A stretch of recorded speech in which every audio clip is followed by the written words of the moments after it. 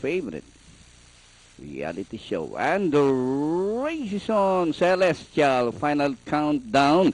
And moving up by the rally's distinctive dancer.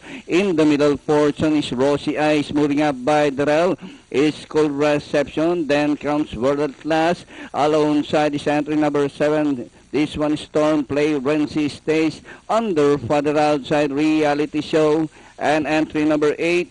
Malihim is running at the tail of the field. Final countdown by some 5 lengths. Distinctive Dancer is running in second. Cool Reception down on the inside. In the middle is entry number 4, World at Last, alongside Rosy Eyes. Reality Show is on the outside as they race the last 500. Final countdown by only 3 lengths. Then here comes Rosy Eyes, and under Father Outside Reality Show down on the inside is Cool Reception. Distinctive Dancer.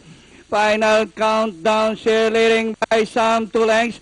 Cold Reception, Reality Show, Rosy Eyes, and Distinctive Dancer. Final countdown, Reality Show, and Cold Reception. And nearing the finish line, it's going to be close.